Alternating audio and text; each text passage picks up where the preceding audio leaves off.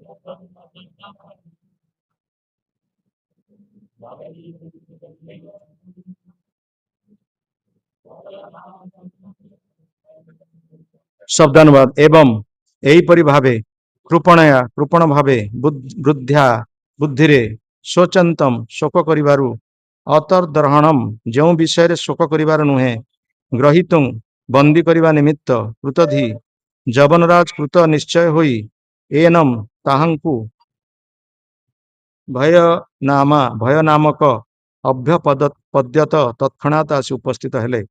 अनुवाद जदिओ राजा पुरंजनकर भार्या और पुत्र कन्या मानकर भविष्यत संबंध में चिंता करी शोक करिवार नथिला तथापि ताहांकर कृपण बुद्धि हेतु से एपरि करथिले। इतिमध्यरे जवनराज जे कि स्वयं भय अटंती पुरंजन को बंदी करने निमित्त तत्क्षणात आसी उपस्थित हेले।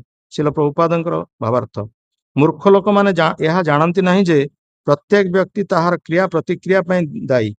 जे पर्यंत जीव एक शिशु बा सरल निरीह बालक रूपरे हाय से पर्यंत यह हूँ पितामातांकर कर्तव्य जे सेमाने शिशु को जीवन प्रकृत मूल्यबोध विषय शिक्षा देवे।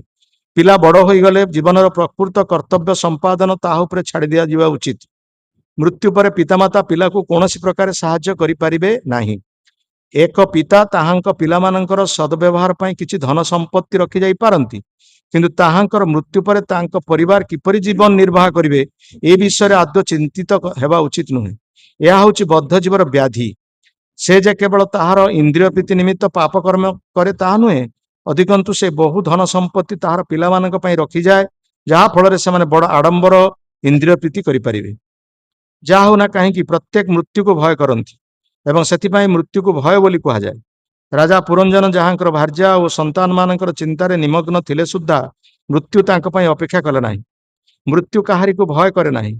से संगे संगे ताहार कर्तव्य संपादन करे। मृत्यु बिना द्विधारे जीव को निश्चय नहीं जीव। तेणु नास्तिक मानक पक्षरे यह हूँ एकांत कर्तव्य से कृष्ण चेतना ग्रहण करंतु। जदि से कृष्ण चेतना ग्रहण नकरी केवल देश जाति भाई बंधु कुटुंब पर कथा चिंता करि चलिबे ताहेले सेमाने दुर्लभ मानव जीवन विफल होइजिब नष्ट होइजिब। कृष्ण चेतना ग्रहण नकरी सेमानकर दुर्लभ मानव जीवन को नष्ट करि चलिचंती। ए श्लोक व्यवहृत अतर्दहणम शब्द बड़ अर्थपूर्ण अटे। यार अर्थ हेउची व्यक्ति ताहार देश जाति भाई परिवार और समाज कल्याणकर कार्य ऐकांतिक भाव नियुक्त हेबा उचित नुहे। यह मानव को परमार्थिक मार्ग में अग्रगति लाभ दिगरे साहाय्य करि परिबो नाही।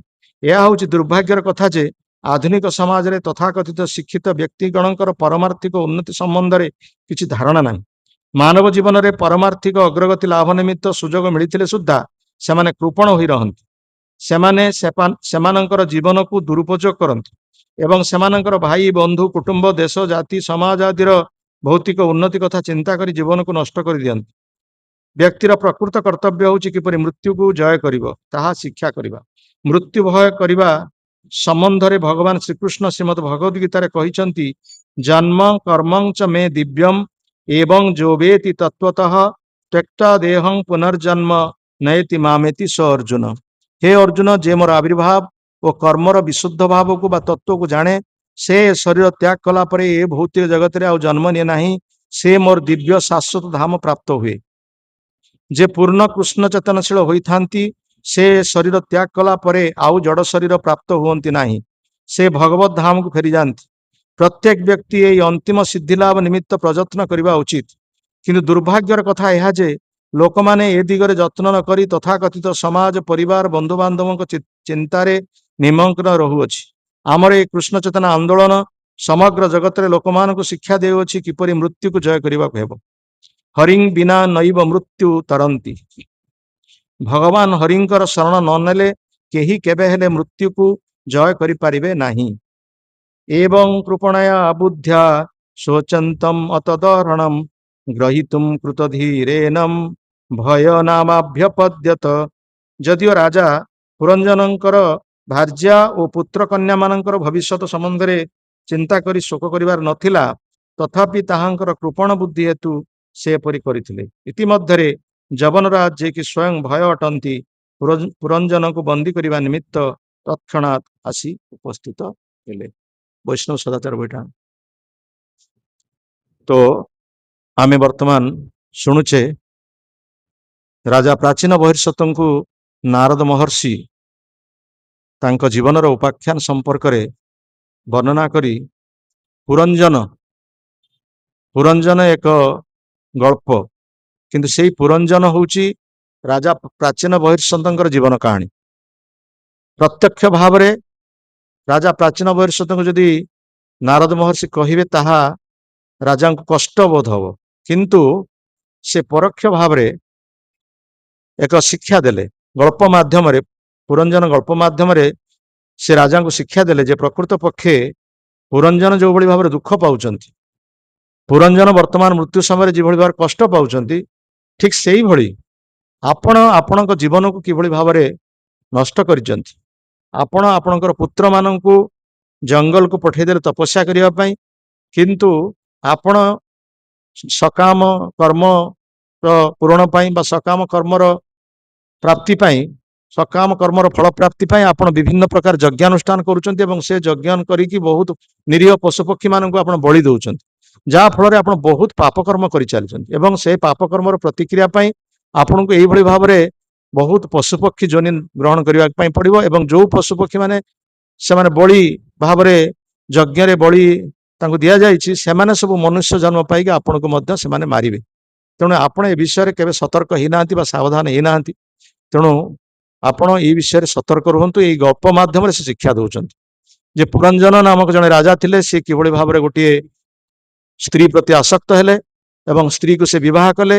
ବିବାହ କରିକି ତାଙ୍କ ସହିତ ସେ ଗୋଟେ ପ୍ରାସାଦରେ ସେ ବହୁତ ଦିନ ଧରିକି ରହିଲେ ଏବଂ ମଝିରେ ସେ କିଛି ଦିନ ଧରିକି ଯାଇଥିଲେ ଶିକାର କରିବା ପାଇଁ ଏବଂ ଶିକାର କରିକି ଫେରି ଆସିଲା ପରେ ତାଙ୍କ ସ୍ତ୍ରୀ ତାଙ୍କୁ ଅଭିମାନ କରିଥିଲେ, ତାଙ୍କ ପ୍ରତି ଅଭିମାନ କଲେ ଏବଂ ଅଭିମାନ କରିବା ପରେ ତାଙ୍କୁ ସେ ମାନଭଞ୍ଜନ କଲେ ଏବଂ ତାଙ୍କ ସହିତ ସମ୍ପର୍କ ରକ୍ଷା କରି ବହୁତ ସନ୍ତାନ ସନ୍ତତି ସେ ଜାତ କରାଇଲେ ଏବଂ ସେ ସନ୍ତାନ ସନ୍ତତି ଜାତ ହେଲା ପରେ ତାଙ୍କର ମଧ୍ୟ ସେମାନେ ସେ ସନ୍ତାନ ସନ୍ତତି ଯେତେବେଳେ ଯୁବକ ଯୁବତୀ ହେଲେ ସେମାନେ ମଧ୍ୟ ବିବାହ କଲେ। ସେମାନେ ବିବାହ କଲା ପରେ ସେମାନଙ୍କର ବହୁତ ସନ୍ତାନ ସନ୍ତତି ହେଲା।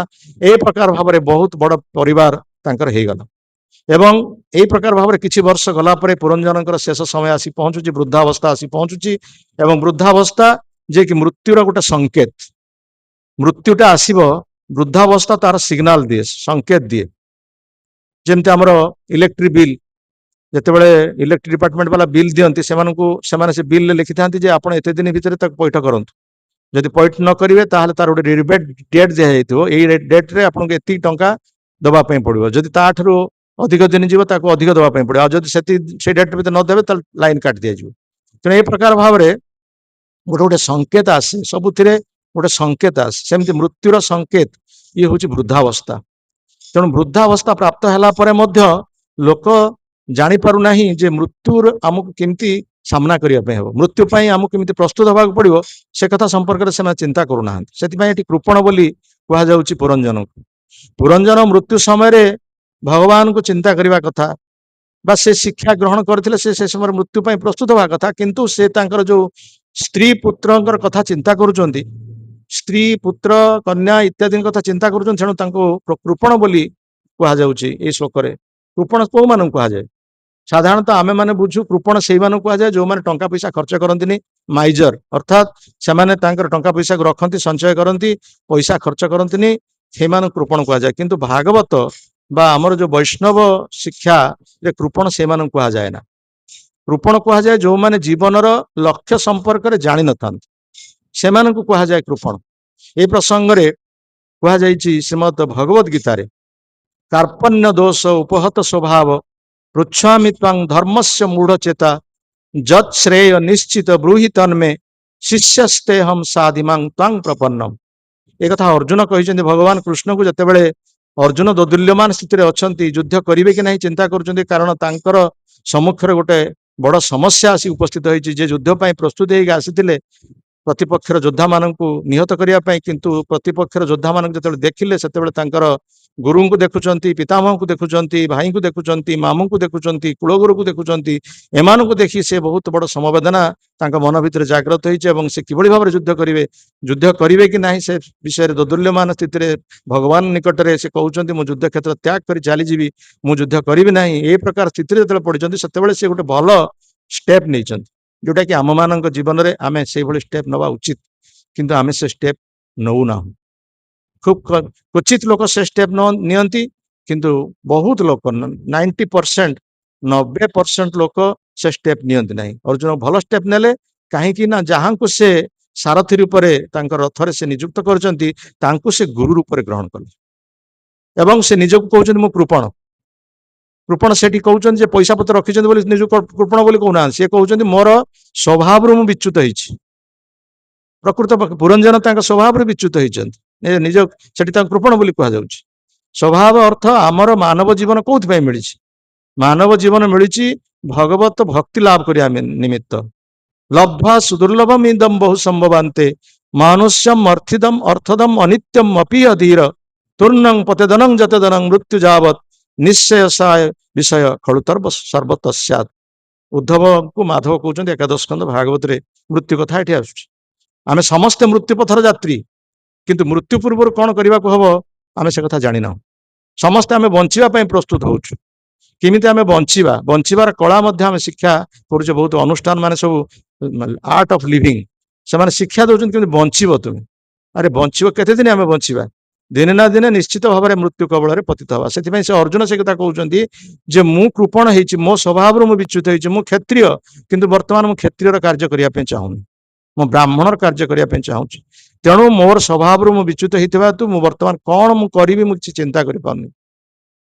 କାର୍ପଣ୍ୟ ଦୋଷ ଉପହତ ସ୍ୱଭାବ ପୃଚ୍ଛାମି ତ୍ୱାଂ ଧର୍ମସ୍ୟ ମୂଢ଼ ଚେତା। ମୁଁ ଆପଣଙ୍କୁ ପଚାରୁଛି ମୁଁ ବର୍ତ୍ତମାନ କଣ କରିବି? ମୋର ଯୋଉଟା ଶ୍ରେୟ ମତେ କୁହନ୍ତୁ।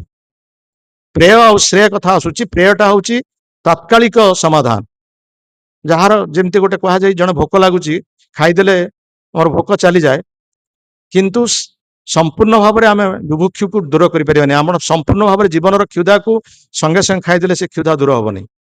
ତେଣୁ ସମ୍ପୂର୍ଣ୍ଣ ଭାବରେ କ୍ଷୁଧା ଦୂର କରିବା ଯୋଉଟା ହଉଛି ଶ୍ରେୟ। ଆଉ ଗୋଟେ ଉଦାହରଣ ଦିଆଯାଏ, ଛୋଟ ପିଲାଟିଏ ରାସ୍ତାରେ ଖେଳୁଛି ବା ସ୍କୁଲ ପଡ଼ିଆରେ ଖେଳୁଛି, ସେଠୁ ତାର ଶିକ୍ଷକ ଆସି କହୁଛନ୍ତି ଆରେ ଖେଳୁଛି କାହିଁକି, ଯା ପାଠ ପଢିବୁ ଯା। ସେଟା ହଉଛି ପାଠ ପଢିବା ତାର ଶ୍ରେୟ, ପ୍ରେୟଟା ହଉଛି ତାର ଖେଳିବା। ଠିକ ସେଇଭଳି ଭାବରେ ତାତ୍କାଳିକ ସମସ୍ୟାର ସମାଧାନ ପାଇଁ ଯୋଉଟା କରାଯାଏ ତାକୁ କୁହାଯାଏ ପ୍ରେୟ, କିନ୍ତୁ ଚିରସ୍ଥାୟୀ ସମାଧାନର ଯୋଉ ପନ୍ଥା କରାଯାଏ ତାକୁ କୁହାଯାଏ ଶ୍ରେୟ।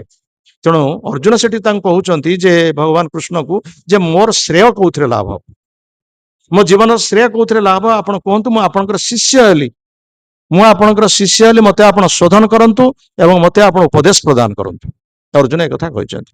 ତେଣୁ ପ୍ରକୃତ ପକ୍ଷେ ଆମ ଜୀବନର ପ୍ରକୃତ ଶ୍ରେୟ ଲାଭ ନିମିତ୍ତ ଆମେ ସମସ୍ତେ ଚେଷ୍ଟା କରିବା ଉଚିତ, କିନ୍ତୁ ଶ୍ରୀମଦ୍ ଭାଗବତରେ ସେ ବିଷୟରେ ଆମମାନଙ୍କୁ ବହୁତ ସୁନ୍ଦର ଉପଦେଶ ଦିଆଯାଇଛି। କାହିଁକି ନା ସମସ୍ତେ ଆମେ ମୃତ୍ୟୁ ପଥରେ ଯାତ୍ରୀ। କେଜାଣି କାହାର ଆଜି ମୃତ୍ୟୁ କାଳ ହୋଇଯିବ ଉପସ୍ଥିତ। ବାଲ୍ୟକାଳୁ ଧର୍ମ ଧନମୁ ସଞ୍ଚିବି ଏ ଜୀବନ ଅନିଶ୍ଚିତେ।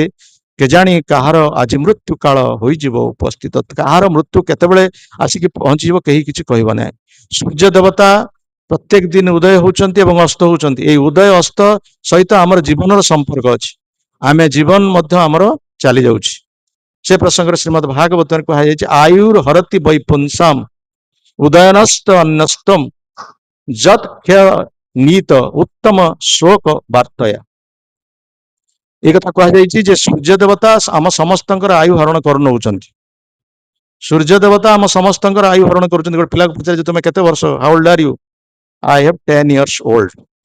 ଆମେ 10 ବର୍ଷର ବୃଦ୍ଧ। ସେଇଭଳି ଭାବରେ ଆମକୁ ପଚାରିଛି ତୁମେ କେତେ ବର୍ଷ, ନା ଆମେ 60-65 ବର୍ଷର ବୃଦ୍ଧ। ତେଣୁ ଆମେ ମାନେ ବୃଦ୍ଧ ସମସ୍ତେ। ପିଲାଟି କହିଲେ ସିଏ କହିବ ବୃଦ୍ଧ, କିନ୍ତୁ ଯାହାକୁ ବୃଦ୍ଧ କହିଲେ ସିଏ ବି ବୃଦ୍ଧ। ଆମକୁ ଇଂରେଜ ଭାଷା ଇଏ ଶିକ୍ଷା ଦଉଛି। କିନ୍ତୁ ପ୍ରକୃତ ପକ୍ଷେ ଯେତେବେଳେ ଉତ୍ତମ ଶ୍ଲୋକ ବାର୍ତ୍ତୟା ଅର୍ଥାତ୍ ଯେତେବେଳେ ଆମେ ଭଗବାନଙ୍କର କଥା କହିବା କିମ୍ବା ଶୁଣିବା ସେତେବେଳେ ଆଉ ଆମେ ବୃଦ୍ଧ ହବା ନାହିଁ। I M 90 years young। ଭକ୍ତି ବିନୋଦ ଠାକୁର ଯେତେବେଳେ ତାଙ୍କର ବୟସର ଚରମ ସୀମାରେ ଉପନୀତ ହେଇଥିଲେ ସେତେବେଳେ ମଧ୍ୟ ସେ କହୁଥିଲେ ମତେ ଗୋଟେ ଘୋଡାରେ ବସେଇ ଦିଅ, ମୁଁ ଦୌଡ଼ିବି। ତାଙ୍କର ଆଖି ମଧ୍ୟ ଦେଖାଯାଉ, ମାନେ ଆଖିର ଯୋଉ ଉପରେ ଯୋଉ ପତା ଥାଏ ସେଟା ପଡି ଯାଉଥିଲା। ଟିକେ ମୋଟା ଥିଲେ, ତାଙ୍କର ବପୁ ଟିକେ ମୋଟା ଥିଲା, କିନ୍ତୁ ତାଙ୍କର ଆଖିର ପତା ପଡିଯାଏ, ଦେଖି ହୁଏ ନା, ଚାଲିବାକୁ ଅକ୍ଷମ, କିନ୍ତୁ କୁହନ୍ତି ମତେ ଗୋଟେ ଘୋଡାରେ ବସେଇ ଦିଅ ମୁଁ ଦୌଡ଼ିବି। ଏଇଟା କେମିତି ସେ ଏ ଶକ୍ତି କିଭଳି ଭାବରେ ପ୍ରାପ୍ତ ହେଲେ? ଇଏ ହଉଛି ଆଧ୍ୟାତ୍ମିକ ଶକ୍ତି।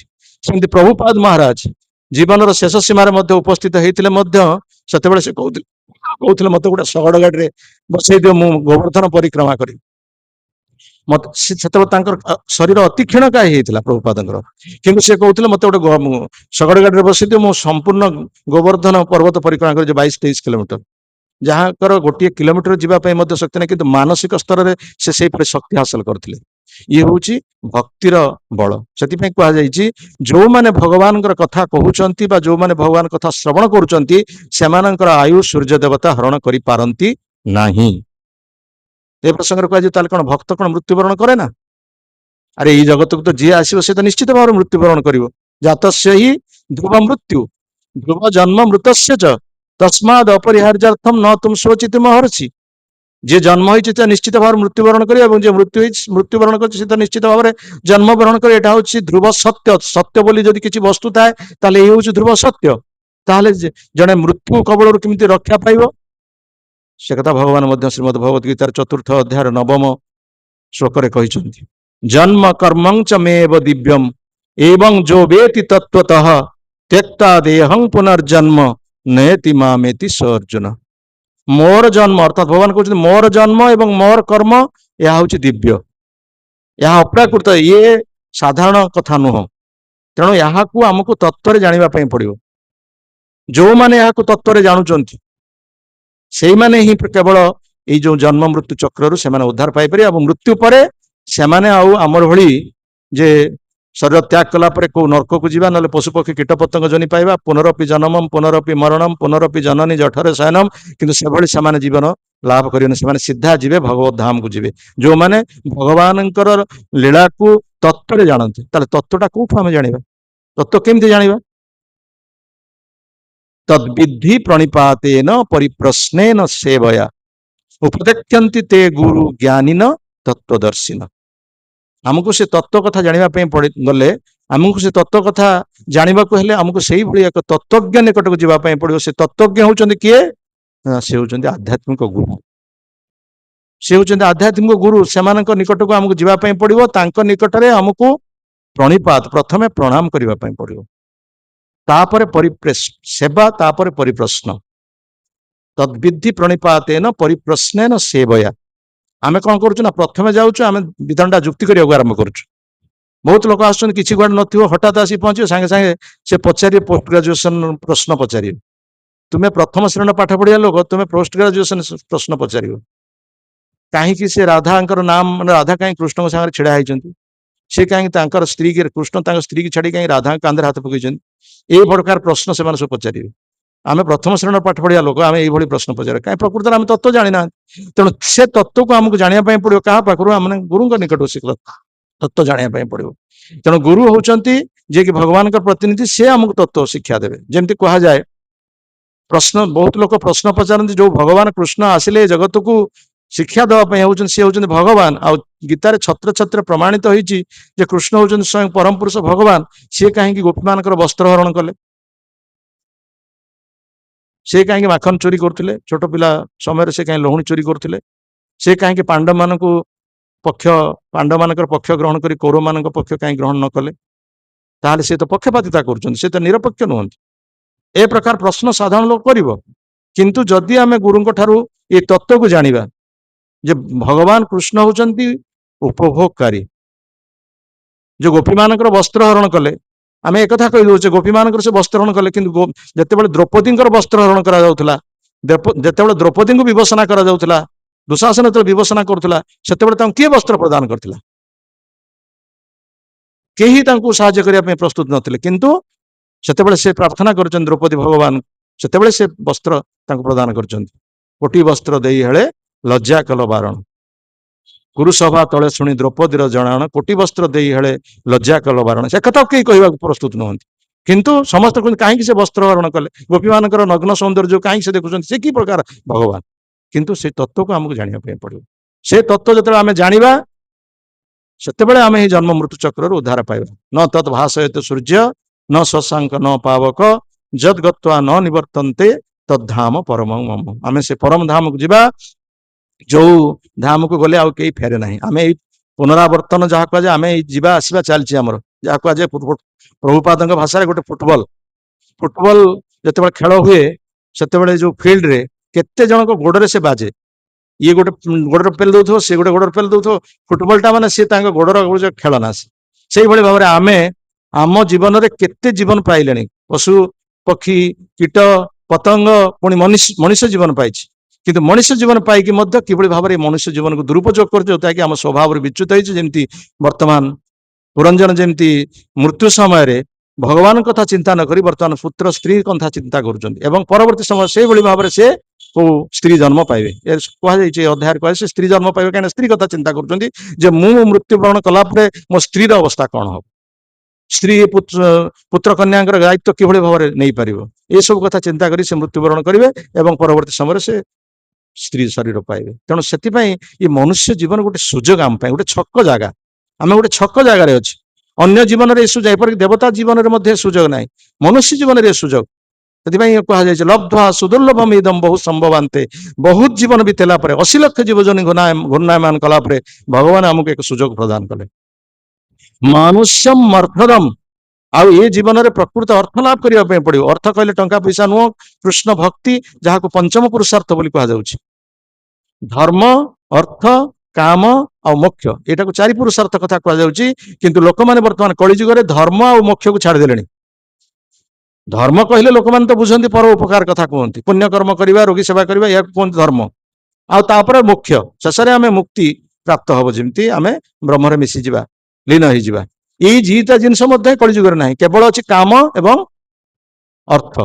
ଆମେ ରୋଜଗାର କରିବା, ଅର୍ଥ ରୋଜଗାର କରିବା ଏବଂ ନିଜର କାମନା ପୂରଣ କରିବା, ଟଙ୍କା ପଇସା ରୋଜଗାର କରିବା, ଇନ୍ଦ୍ରିୟ ପ୍ରୀତି କରିବା। ଏଇ ହଉଛି ଆମ ଜୀବନର ଉଦ୍ଦେଶ୍ୟ ବର୍ତ୍ତମାନ। ତେଣୁ ପ୍ରକୃତରେ ଜୀବନର ଲକ୍ଷ୍ୟ କେତେ ଜଣ ଜାଣୁଛନ୍ତି? ସେଥିପାଇଁ ଏ କଥା କୁହାଯାଇଛି, ଆୟୁରୁ ହରତି ବୈ ପୁଂସାମ୍ ଉଦ୍ୟନସ୍ତ ଯୋ ଅନ୍ୟସ୍ତମ୍ ଯତ୍ କ୍ଷଣ ଯତ୍ ନିତୟ ଉତ୍ତମ ଶ୍ଲୋକ ବାର୍ତ୍ତୟା। ତେଣୁ ଯୋଉମାନେ ଉତ୍ତମ ଶ୍ଲୋକ, ଯୋଉମାନେ ଭଗବାନଙ୍କର କଥା କହୁଛନ୍ତି, ସେମାନଙ୍କୁ ଯମ ଦେବତା ଆସିବା ପାଇଁ ତାଙ୍କ ପାଖକୁ ଡରିବେ। ଯମଦୂତ ମାନଙ୍କ କଥା ଛାଡି ଦିଅନ୍ତୁ, ଯମରାଜ ମଧ୍ୟ ଯମଦୂତ ମାନଙ୍କୁ କହିଛନ୍ତି, ଯେତେବେଳେ ଅଜାମିଳ ପାଖରୁ ଯମଦୂତ ମାନେ ଫେରିକି ଆସିଛନ୍ତି, ସେତେବେଳେ ଯମଦୂତ ମାନଙ୍କର ଗୋଟେ ବଡ ଅବଜେକ୍ସନ ଯେ କାହିଁକି ଆମେ ଏଭଳି ପାପୀଙ୍କ ଠାରୁ ଫେରିକି ଆସିଲୁ, ଆଉ ସେ 4 ଜଣ ଲୋକ ଆମକୁ କାହିଁକି ବିରୋଧ କଲେ, ଆପଣ ତାର ଜବାବ ଦିଅନ୍ତୁ। ଆଉ ଆପଣ ସେ 4 ଜଣଙ୍କୁ ଆଣିକି ଏଇଠି ତାଙ୍କୁ ଦଣ୍ଡ ଦିଅନ୍ତୁ।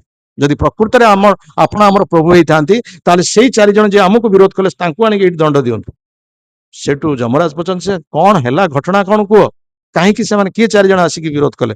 ନା, ସେଇ ଦେଖିବା ପାଇଁ ଅତ୍ୟନ୍ତ ସୁନ୍ଦର ଯୁବକ ସେମାନେ ସବୁ ଆସିକି ପହଞ୍ଚିଲେ, ଚତୁର୍ଭୁଜ, 4ଟା ଭୁଜ, ଶଙ୍ଖ ଚକ୍ର ଗଦା ପଦ୍ମ ଧାରଣ କରୁଛନ୍ତି। ସେମାନେ କିଭଳି ଭାବରେ ଆସିକି ଆମକୁ ବିରୋଧ କଲେ? ଆରେ ସେମାନେ କାହିଁକି ଆସିଲେ?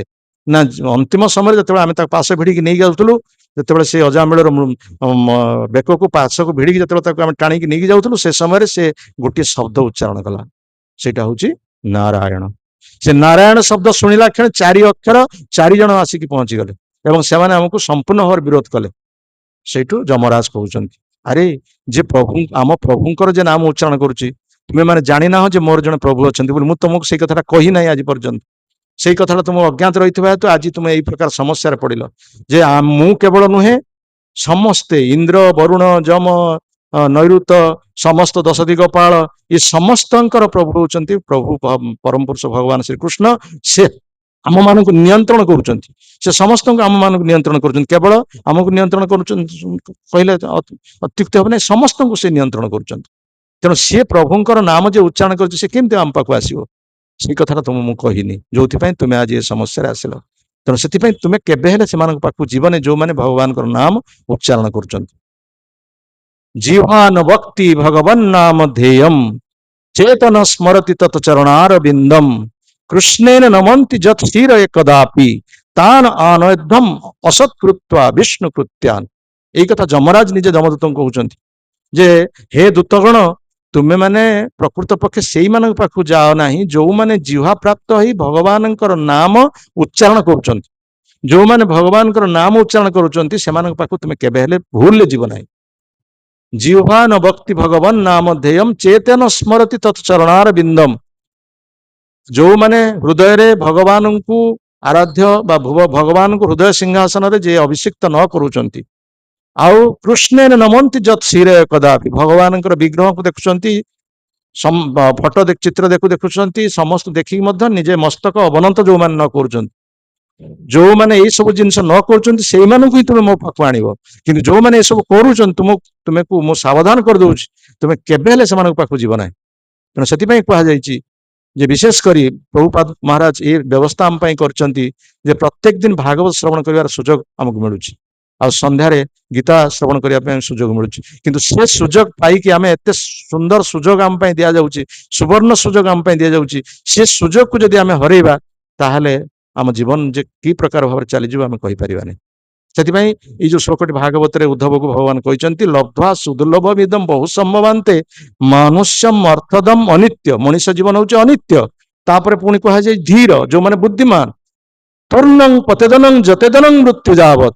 ତେଣୁ ମୃତ୍ୟୁ ଆସିବା ପୂର୍ବରୁ ନିଜ ଜୀବନର ପ୍ରକୃତ ଶ୍ରେୟ ଲାଭ କିଭଳି ଭାବରେ ହବ, ଯେମିତି ଅର୍ଜୁନ ବର୍ତ୍ତମାନ କହୁଛନ୍ତି ମୋର ଶ୍ରେୟ ଲାଭ କେମିତି ହବ, ସେଟାକୁ ନିଜେ ଜାଣିବା ଦରକାର। ସେଥିପାଇଁ ଜାଣିବା ଦରକାର।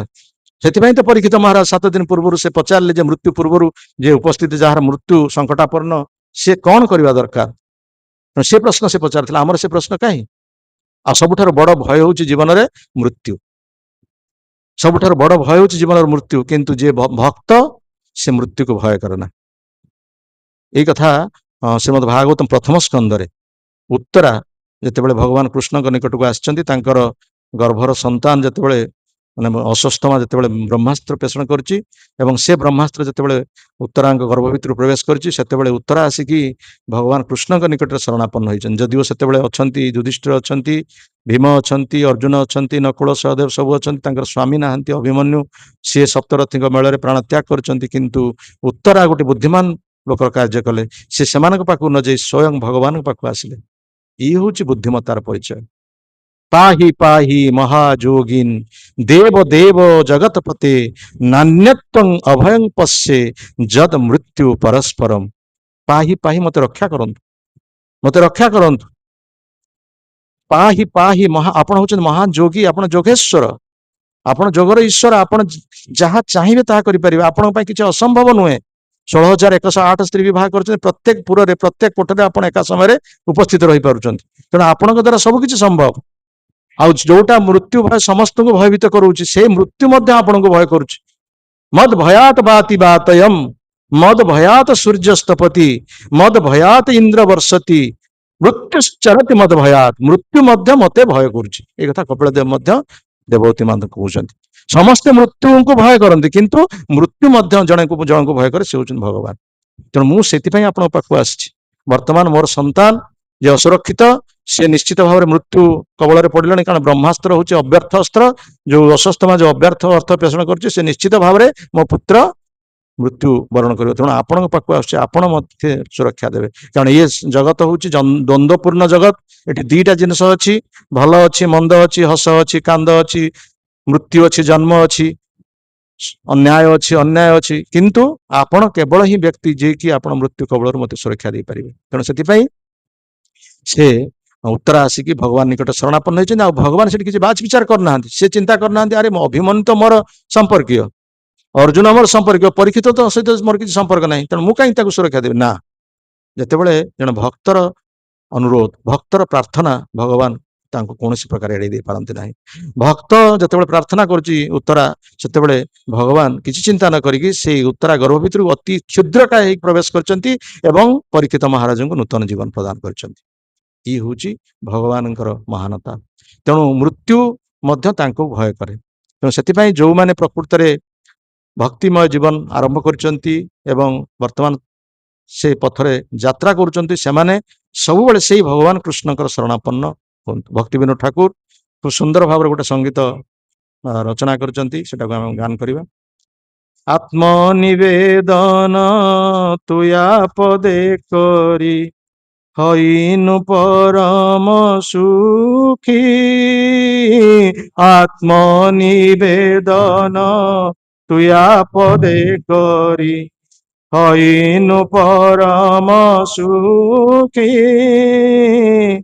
दुख दूर गेल चिंता न रहिल दुख दूर गेल चिंता न रहिल चौदिके आनंद देखिया चौदिके आनंद देखी आत्मनिवेदन तुया पदे करी हईनु परम सुखी आत्मनिवेदन तुया पदे करी हईनु परम सुखी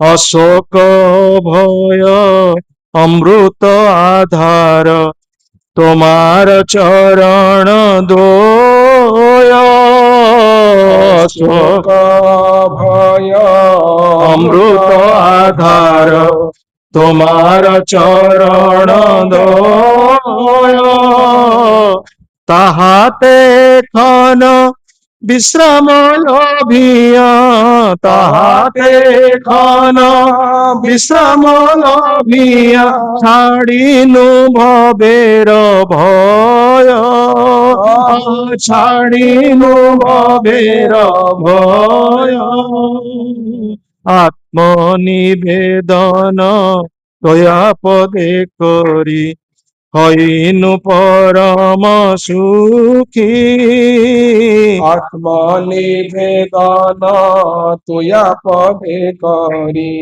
हईनु परम सुखी तोमार संसारे करीब सेवन नहिब फलेर भागी तोमार संसारे करीब सेवन नहिब फलेर भागी तब सुख जाहे करीब जतन तब सुख जाहे करीब जतन हए पदे अनुरागी हए पदे अनुरागी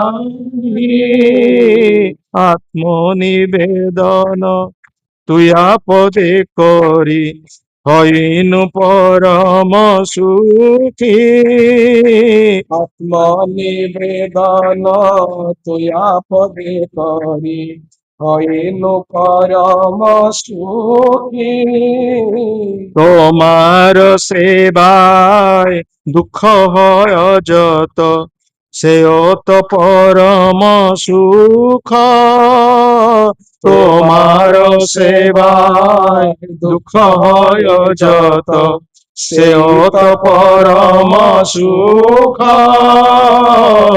ସେବା ସୁଖ ଦୁଃଖ ପରମ ସମ୍ପଦ, ସେବା ସୁଖ ଦୁଃଖ ପରମ ସମ୍ପଦ। ନାଶ ଏ ଅବିଦ୍ୟା দুঃখ, নাশয়ে অবিদ্যা দুঃখ। আত্মনিবেদন তুই আপদে করি, হইনু পরম সুখী। আত্মনিবেদন তুই আপদে করি, হইনু পরম সুখী। পূর্ব ইতিহাস ভুলিনু সকল, সেবা সুখ পে মনে। পূর্ব ইতিহাস ভুলিনু সকল, সেবা সুখ পে মনে। আমি তো তোমার, তুমি তো আমার, আমি তো তোমার, তুমি তো আমার। আমি তো তোমার, তুমি তো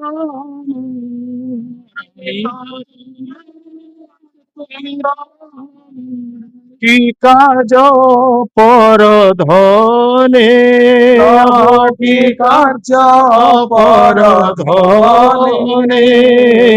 আত্মনিবেদন তুই আপদে করি, হইনু পরম সুখী। আত্মনিবেদন তুই আপদে করি, হইনু পরম সুখী। ভকতি বিনোদ আনন্দে ডুবিয়া, তোমার সেবার তোরে।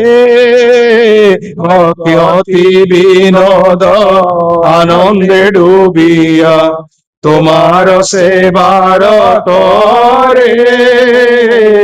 সব চেষ্টা করে তব ইচ্ছা মত, সব চেষ্টা করে তব ইচ্ছা মত।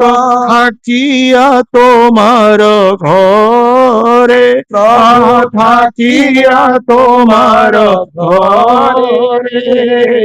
আত্মনিবেদন তুই আপদে করি, হইনু পরম সুখী।